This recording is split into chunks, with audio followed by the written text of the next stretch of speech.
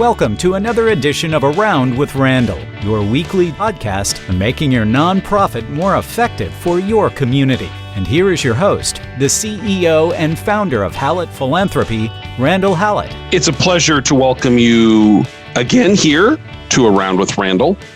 Today's subject matter is about board engagement and really about how to best partner with your board. And if you're a board member, how can you take some things that maybe we talk about today and to apply them in your board? I'm learning more and more after almost a decade of consulting and 20 years before that in practice, that we take for granted that boards actually know what they should be doing, what best practice tells them. And as a result, there's not the kind of orientation or process that should be a part of what I would consider a growth opportunity for both staff and for the volunteers who serve on boards. So today we're going to talk about kind of the big three. What are the three major concerns boards should have, and break down each one a little bit. So the theoretical is the big three, and the tactical are the elements within each one to be able to take back and have conversations and to improve. What I view as the big three, what are the three enormous areas of responsibility for a board? Is number one is understanding fundraising. That if you're a nonprofit in some way, shape, or form, fundraising is an important piece of what you do. And we'll talk more about the details and the differences between organizations that depend on fundraising for 100% of the revenue, and in places where normally there may have been very little fundraising, there were other revenue streams, but fundraising is now being pushed into conversation. The second major area is the idea of governance. What is it that we're trying to accomplish in the day-to-day existence? What are the requirements? And the third is dreaming big. That vision. And we'll talk about why that's important with an example of someplace that didn't, and it ended up costing them because the leadership, the board, was unable to foresee the vision that was necessary to keep the organization moving forward. So fundraising, governance, and finally dreaming. And dreaming is probably the most important, so I'll save it to last. So let's talk about fundraising. And we've obviously on this podcast and in various other ways have talked about fundraising in a multitude of ways. There are kind of what I call three organizational models when it comes to funding or revenue. One is that 100% of the revenue comes from philanthropic endeavors. Those are usually smaller nonprofits. And frankly, their boards are more engaged than the larger nonprofits when it comes to some of the issues and challenges that come from this. But then there are those that have not traditionally had as much fundraising or no fundraising as a part of their nonprofit business model. Let's talk about that for a second. One area is education. And it's not that there's been no fundraising, but we've talked about this before, particularly in higher ed, that more and more dollars are necessary to make the budget, in particular growth and investment, occur. And that comes from philanthropic dollars. 13.5% of all revenue that comes into higher ed comes from fundraising nowadays, at least the last numbers I saw. Well, 20 years ago, that number was like 2%. And this is why you see that shift in leadership in the CEO, chancellor, president level of a higher educational unit, public education. Private schools figured this out years ago. There's more and more demand. And I've talked about it many times. When I started in this industry a long time ago, the university for which I had an internship with had like 2 or 3 fundraisers. And now universities have, not only departments, there's fundraisers everywhere. Let me give you another one.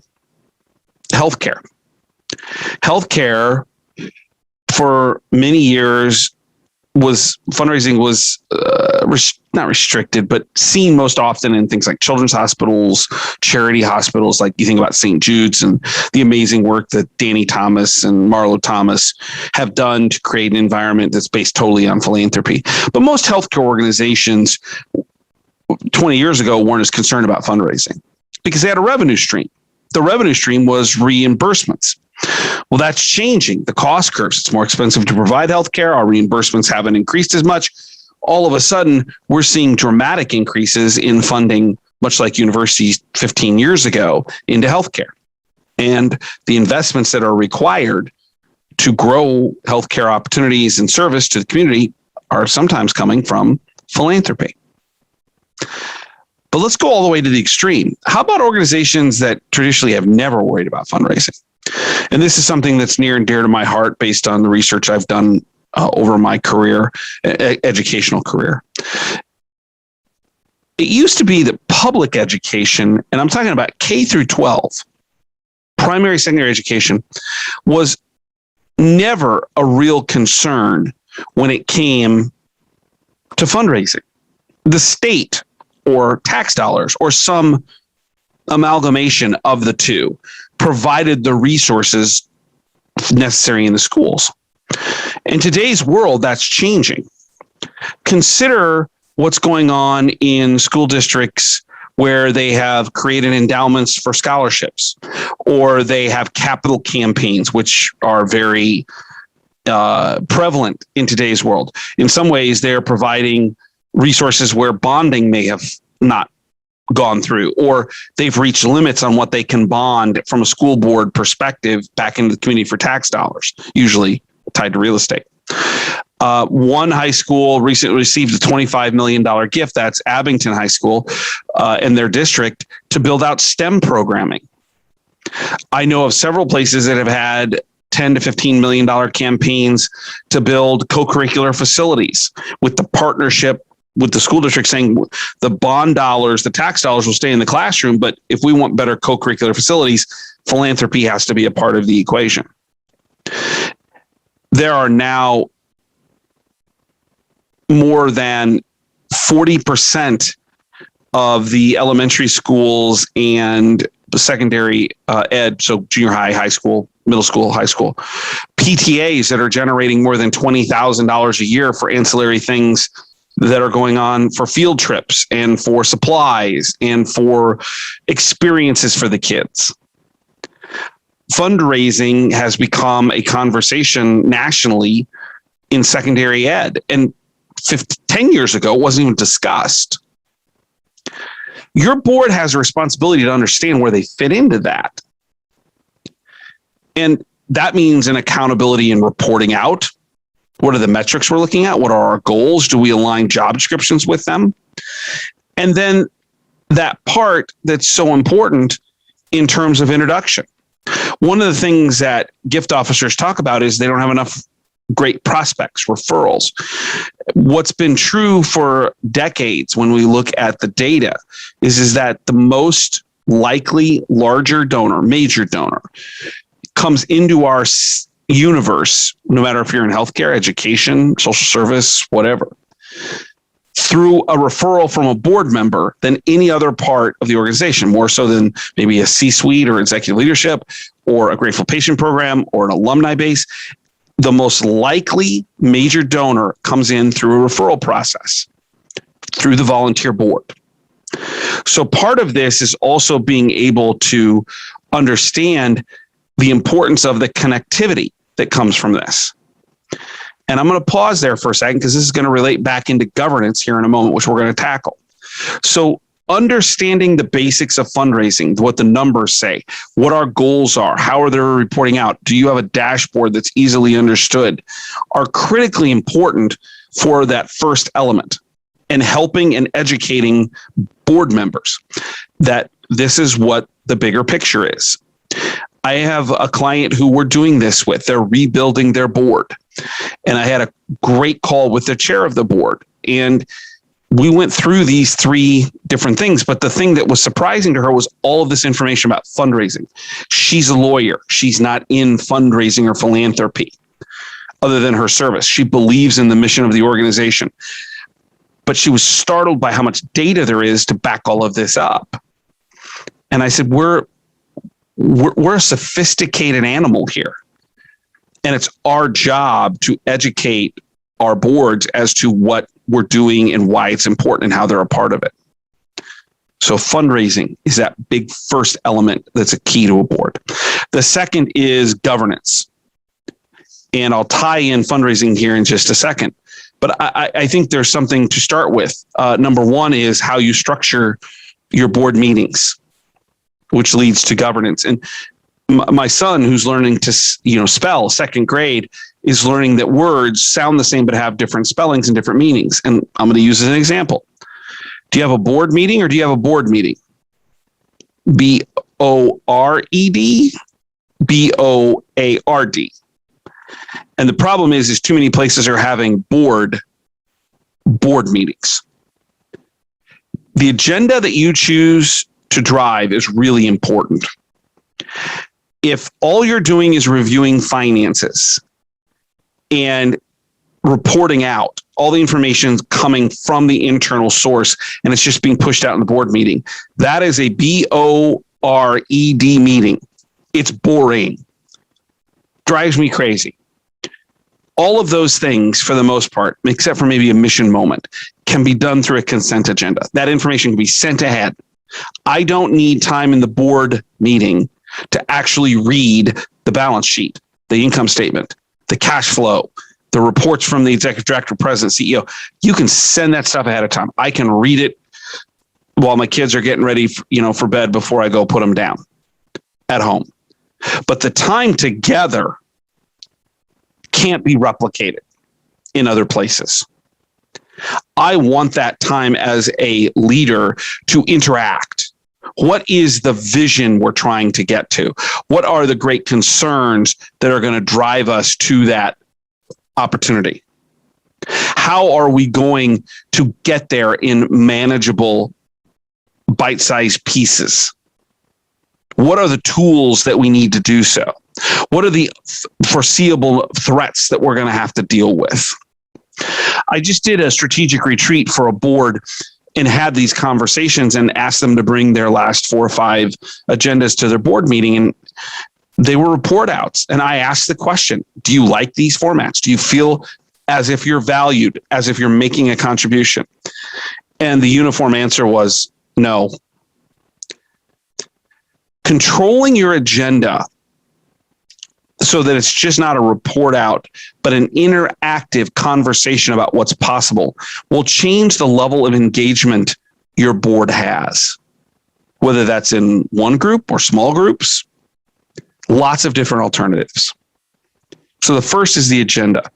The second is the difference in job description. And yes, you should have a written job description. I define it and break it apart as primary and secondary responsibilities.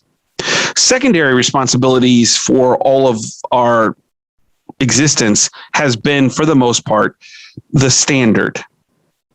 Come to the meeting, read the minutes, hire the executive director, approve the 990, review the budget, review the minutes, oversight of the basic organization, the fiduciary responsibilities. I'm not here to say you shouldn't do those things. They are legal responsibilities and they're critical. But they are secondary responsibilities. They can be done in short order with the same level of effectiveness than if it takes the whole time. That BORED meeting. Primary responsibilities are about outreach, and this overlays into philanthropy. The fundraising piece is the idea of, are they obviously making a gift? Number 2, are they connecting you to people? Do you have metrics for board members that they need to introduce 2, 4, 6 people to the staff on an annual basis? And it's tracked who that is. My gosh, could they carry their own small portfolio in partnership with a major gift officer? Are they personally, individually introducing you to people? And this is where I get into the conversation about how that happens. A handoff is not just call Bob. That's not helpful to us. We have to teach our board members about how that occurs. A cup of coffee, golf, lunch, dinner, and why that's important, because we want to pass that trust that they've developed in this business or personal colleague into what the organization is doing. And that individual, the gift officer, executive director, whoever the internal staff member is, want to pass that trust off to them. That can really only be done if it's done face-to-face or some effective way. It's also important for board members to realize we're not asking them to ask everyone for money. In fact, my experience tells me they're no good at it without a lot of training. What we want them to do is what I think about as RETE, R-E-T-E. Can they recognize the opportunities? Know who to introduce the staff to? Can they engage with that person in a meaningful way to advocate and talk about why the organization is so important? Can they transition it, that handoff, into someone who can move the relationship forward? And finally, can they explain why this is so important to the community? Recognize, engage, transition, explain. RETE, R-E-T-E. We don't need them to ask everybody for money, but we need the introductions. And that also brings us to what I consider a primary responsibility. How do you look at your board formation? I use a chart that's a social media, social mapping to figure out where are the groupings of people in a community. Churches, community, or country clubs, yacht clubs, wine clubs. Where do people socially gather? And then how do we get representation inside that group with people who are connected? That's what board membership should look like. That's what we should aim for in putting people into our board, picking them. It's not, well, we need 4 board members who knows somebody. It's strategic. It should take 6 to 9 months to say, where are the people we want to engage as an organization? And how do we find people within that social grouping? Again, that country club, that wine club, that yacht club, the church, geographically in the city, whatever, to be able to have representation to introduce us into those circles, be able to explain what our mission means and why it's important. So the second is governance. It's important. The secondary responsibilities, all the legal fiduciary responsibilities that come from it, but they can be done in committee work and also in the framework of consent agendas and doing some homework at home to allow board meetings to be interactive, to drive home the importance of those introductions, that outreach, those primary responsibilities, so we don't have board, B-O-R-E-D meetings. We actually have great interactive conversations about what's possible. Number 2 is governance. Number 3 is this idea of dreaming big. And it's probably the shortest conversation, but the most important. My example for this is actually Kodak. And I use this with boards all the time.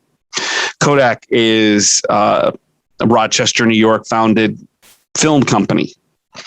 And for 100 plus years was the light of the world when it came to photography, and particularly film. But along the way, their board lost vision, and things began to be developed in Kodak that were never taken advantage of. Give you a couple of examples. In 1975, the first digital camera was discovered by Kodak, by engineers and unbelievably future-thinking people. And what was realized was this could be the future, but Kodak never patented the technology. Now every cell phone in the world has this. Why? Because they were a film company, not a photography, digital camera. Missed opportunity because they weren't thinking big. In 1957, while doing some discovery around paper and liquids and trying to figure out how to build out the picture camera, the Polaroid, engineers and scientists found created this substance that was incredibly sticky, took it to their leaders, and they didn't do anything with it. Super glue. One more in case.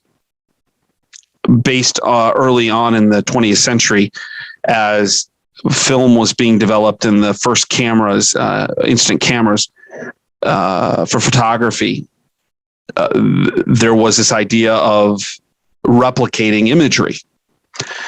And around Kodak, in Kodak, or partners with Kodak, there was this thought process of creating replicas of images that existed.